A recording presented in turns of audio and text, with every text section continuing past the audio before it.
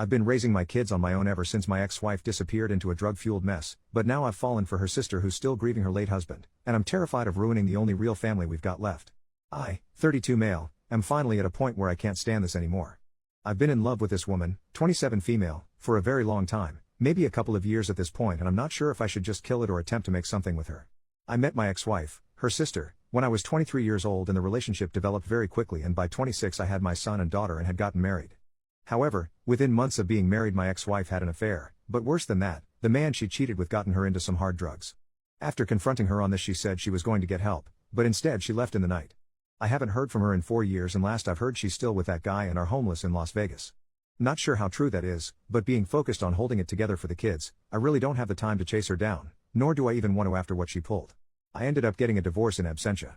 I did however maintain a very positive relationship with my in-laws after the fact. Every other weekend my kids stay over with their grandparents on that side, and they pretty much treat me like a son still. I still go to parties at Christmas and I'm reasonably liked by the family. Nobody talks about my ex anymore, mainly to not worry my kids. My oldest, my son, is very hurt by his mother leaving. He's 9 now and I've had to get therapy for him after he told me he hoped his mother was dead. She had been getting verbally abusive toward the end, which was when he was around 5 or 6. Anyhow, in the year following my ex leaving, her sister and her boyfriend had started coming around a lot to see the kids. They knew I worked a lot and would babysit and call it practice, as they wanted to have children of their own. My kids loved them and were spoiled by them, which I didn't mind because we all needed a little positivity. They got married and were very in love. However, her husband was unalived in a workplace accident shortly after the birth of their daughter. It has been extremely rough and painful for everyone involved, as one can imagine. I followed my sister-in-law's example and began to take her daughter to give her time to herself if things got too hard to deal with or she needed alone time. She's been in grief counseling for a few years, but she still wears her ring and has told me she can't ever imagine dating again. I talk to her about him frequently and she's gotten to a better place, but she's still very much in love with him. I can't imagine that sort of pain. Over the last 2 years we've been a more constant figure in each other's lives. My kids love their aunt and I have her over for dinner a couple times a week. My daughter and her daughter have become close and love being around each other, so they have sleepovers. I've moved on from my ex by this point, but the idea of dating possibly someone is dangerous, as their mother has kept me out of the dating scene. I don't know when it happened, but slowly I began to get soft on my sister-in-law. She's a great mom for what she's had happen to her. She's one of the sweetest people I know and her sense of humor always leaves me laughing and happy. Then I started realizing that I'm physically attracted to her. I've always felt kind of guilty about it because her late husband was a good friend, and since she's obviously is still grieving, I've kept it to myself. Since COVID started we've been together a bit more because social distancing has had us lose contact with most other people. Nothing romantic has ever been discussed and I try not to flirt, but last week it was very late and after the kids went to bed I made us a few drinks, not enough to get drunk, but she decided she'd rather spend the night, so I took my couch. I woke up to breakfast this morning and the 4 of us felt like the sort of family I've always wanted. She even kissed my forehead, which is not something she normally does. I still didn't say anything, but after she left I found my son quietly playing with his toys in his room. He looked upset, so I asked him if he was alright. He tells me point blank in the way only a kid can that he wishes sister-in-law was his mother. I sat down with him and asked him why he thought that way, and he gave a whole bunch of reasons, like her being nice to him, and she never yells about anything. He likes seeing her at his grandparents and she draws pictures with him, which I didn't know they did. By the end of it my heart that is already melting for this woman even more wound up. When visiting, dropping them off with their grandparents, I tried to breach the subject with her folks to kind of feel around how people would see. I made a joke about she and I acting like a married couple sometimes, and they didn't laugh and were kind of standoffish, friendly, but either they know something or they disapprove. It's getting too hard for me to ignore or pretend it's not getting to me. I'm in love with her. Either I've got to kill it and find some way not to think of her, or I have to find some sort of way to navigate through this situation and tell her everything. If anybody out there has any insight on how to approach a widow, especially one who is married to a friend, with this sort of intention, I could really use your help. Update 2 months later. Firstly, I'd like to thank everyone who gave me advice on how to proceed and ideas and things I could maybe say to my former sister-in-law. What I ended up doing. Shortly after making the first post, I remembered that my children would spend Sunday night over their grandparents' house, and typically when they do this, my niece, sister-in-law's daughter, will join them. I allow these bi-weekly visits because I think it's important for them to maintain a healthy relationship with their mother's parents. And sister-in-law lets her daughter go because she enjoys playing with my daughter. Well, I realized we'd both have a free night. Normally I'd just game or hit the gym an extra night, but I figured it would be the perfect opportunity to my sister-in-law without the kids being around. So I sent her a text saying, "Hey, kids are out this Sunday, was thinking you might want to get dinner." It was a fairly upscale place that reopened 2 months or so ago for outdoor dining. I never ask her out to dinner and we're almost never alone together, or without a child in the other room. She says she'd love to, and so my panic starts setting in because now I've got to actually act on my feelings. I ask her if she'd prefer meeting at my place and taking one car or meeting at the restaurant, and she says she'll come by my place first. I'm a bit more cleaned up than normal, dressed up but not overly dressed.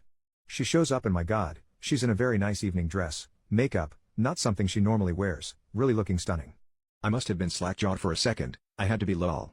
We make a little small talk compliment how we look, but I still don't have my nerve yet and she isn't pushing the issue. Dinner is really wonderful, they had a live jazz type group playing. Definitely coming back to this place. She tells me this is the first time she's really had an adult social outing that didn't involve her daughter in a few years, and I mentioned that it's about as long for me. We're laughing, joking, talking, a little casual touching here and there. I can't seem to find my nerve though, I'm afraid of ruining this moment, so I just submit to having fun. But as we're leaving my mind snaps and I'm just like screw it. And when we stand to go back to the car, I give her my arm and we walk back to the car arm in arm, no awkwardness, nobody mentioning that it's happening. I open her door for her and I plan on driving her back to her car. As I open the door she stops me. Looking sort of nervous, she just outright tells me to stop and that she wants to kiss me. There was no alcohol at dinner, so this is all her. So I pull her in and we kiss. I can barely describe how wonderful it felt to finally touch her. Well, the kissing goes on outside this restaurant with her leaned against my car for at least a half an hour. When we finally break, we share a few more dreamy looks before we get in the car and drive back to my place. She's holding my hand as I'm driving. I don't think I've ever been happier. I seriously felt that teenage first love feeling again. I confessed to her that I've started having feelings for her a long time ago, but with the terrible things we went through I didn't want to scare her away. She tells me that she's carried a torch for about 6 months herself. At that time I had gone on a couple Tinder dates, and since we were just friends I described what a mess of a time those dates were. She tells me she began feeling intensely jealous and angry that I was seeing these girls, and it was about that time it clicked in her mind that she had somehow developed feelings for me. As it turns out, I didn't approach her because of her late husband, and she wasn't approaching me because she was afraid I'd see too much of her sister, my ex-wife, in her and start to resent her for it. I invited her in after we got back home and we decided to try and fight off the desire to jump straight into bed, and just sat on the couch snuggling and talking about what we would need to do to make this a working relationship. There were some really teary moments there. We of course talked about her late husband a little and where she feels in the grief process, saying I don't want to rush her and that I'm not going anywhere if she needs time, I'll wait as long as she needs me to. She says that she feels like she's in a place where she could love again, that she's long past feeling guilty for having feelings for me. It was something she struggled with. She then brought up her sister, and the obvious questions a few people asked in the comments. What would we do if my ex ever decided to show her face around here again or try to get back into my kid's life? What if she comes back reformed and apologetic, would I take her back? I told sister-in-law that's a hard no, that I've forgiven her for cheating on me, but I will never forgive her for what she did to my son. He was quite a sunshiny and happy boy before his mother started cheating, using, and lashing out at him. He's doing better now, but for a long while his behavior and negativity for somebody so young troubled me. My sister-in-law was concerned how he might react to her, as unlike our respective daughters he is old enough to understand everything. I told her not to tell him as it might embarrass him, but not too long ago he told me he wished his aunt was his mom instead. We said we were going to take it slow and not go too fast with things, but the kissing started again, and since we were in private this time, we gave up the fight to stay out of the bedroom. I have had fantasies throughout the duration of my feelings for her, and getting to pet her face in the morning was one I finally got to live out. Moving forward, we are going to establish date nights and work on building on our already strong foundation. When we inevitably tell our folks we're a couple, we're going to do it together. But that's where I'm at. That's it, that's my update. Maybe I'll do another to say how the parents, in-laws, and kids take the news. 2 years of wishing she was mine and now she is. Better not screw this up. Second update 1 week later, I am referring to my ex-wife as Jessica and my sister-in-law, who I had been calling sister-in-law, to Sylvia because funny. Well, we've told everyone, and for the most part it's gone over fairly well. When our respective kids were with my in-laws, Sylvia and I went to go see my parents. They've met her a handful of times, but they don't really know her too well, as my in-laws and my family rarely attended mutual functions. They at least recognized who she was. My dad isn't a particularly sentimental person, so I have no idea what he thinks about it, but my mother is on board. She did ask, does Jess know? And we told her that I haven't even spoken with her in 4 years and Sylvia hasn't heard from her in 2, that we'd cross that bridge when we got to it. Other than that, my folks just seemed happy for me. Yesterday we attended a small family gathering for Labor Day at my in-laws. We knew the reception here would be a little more chilly as they're all also related to my ex-wife. My parents did us the favor of taking the kids to the zoo for the afternoon and ice cream too. We arrived at the party together and of course everybody is wondering where the kids are. Felt like a million things were telling me not to do this, but I took her by the hand and we both explained the kids were not here because we intended on telling everyone that we are now a couple. This wasn't a huge crowd, maybe like 8 people, but it really felt like I announced it to a stadium. I don't know how we expected it to go, but several of her aunts were very pleased with this. We got some hugs. At first nobody even mentioned my ex-wife. They were just happy because they had all settled on Sylvia just never dating again. It was only mother-in-law that caused any issues. She told the party that she knew we were an item because I was always giving her puppy dog eyes and told them Sylvia talked about me nonstop. She asked for how long we had been dating in secret and I told her only a week.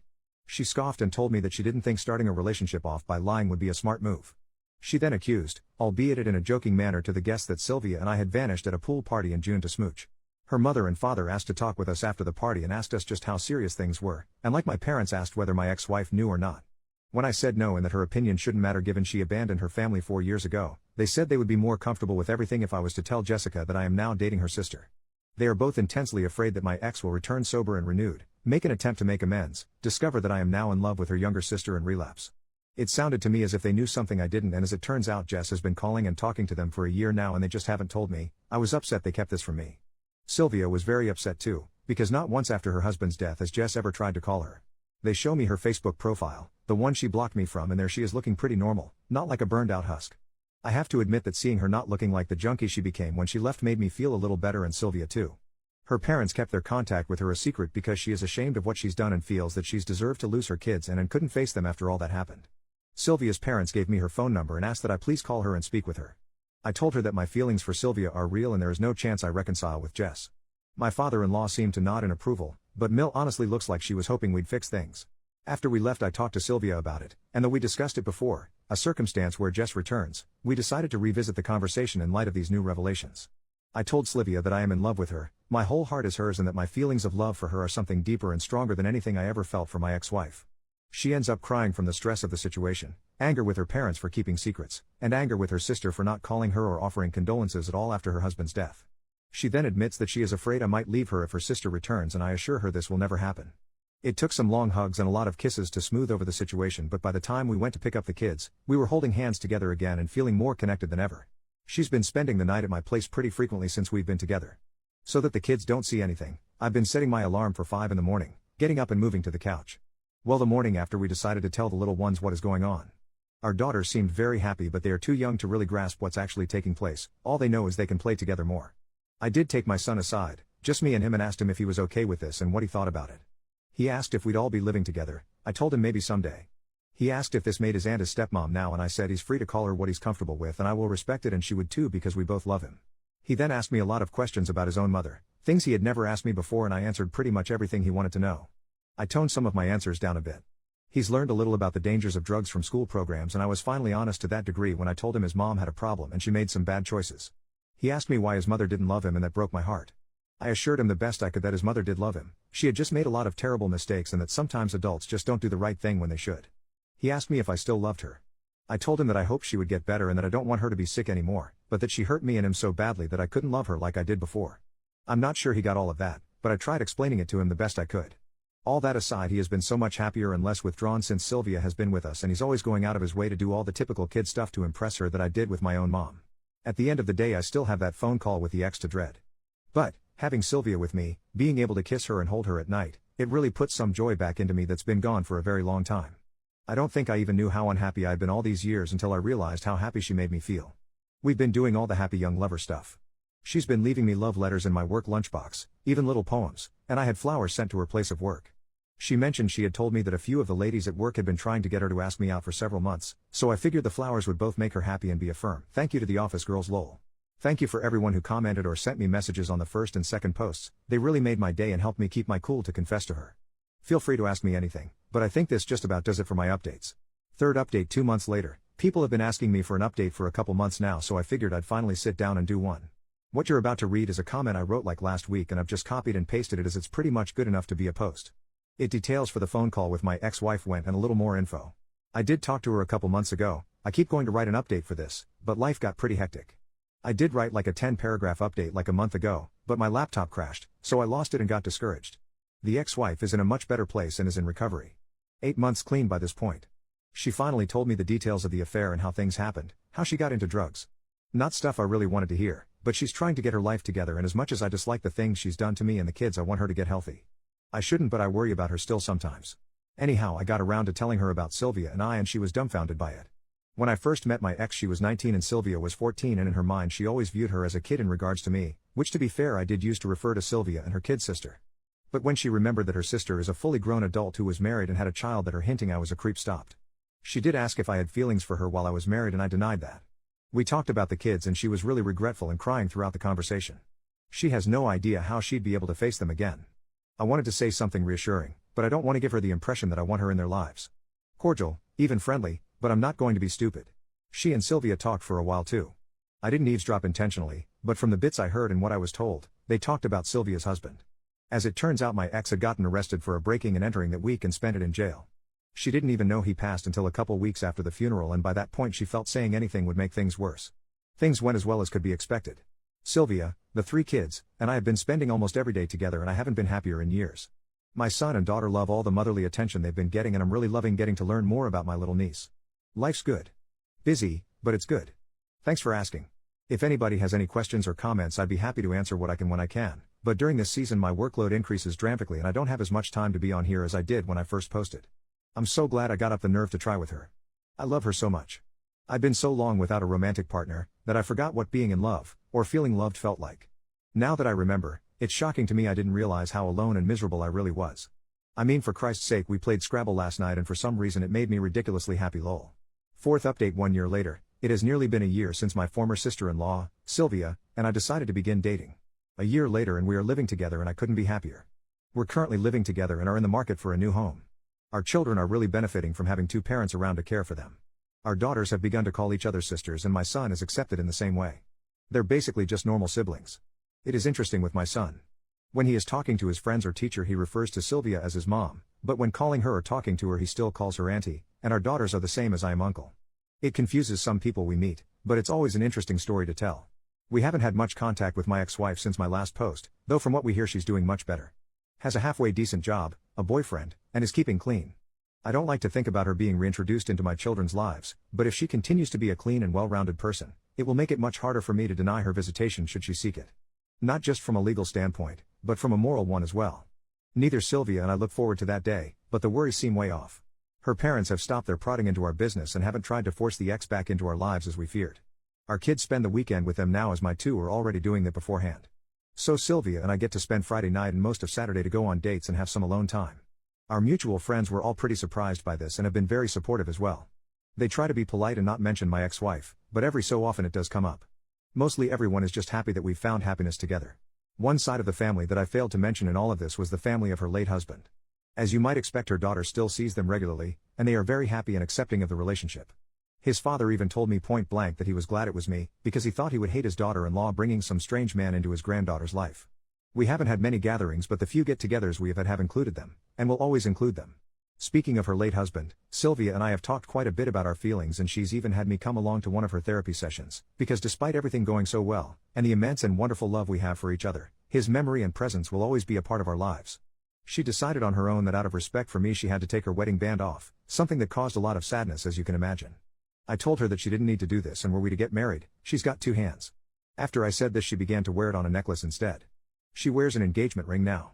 I don't have any crazy story on how the engagement went down. I didn't spring it on her in some crazy public spectacle, but there were tears and hugs and kisses. Thank everyone so much for all the positive words of encouragement.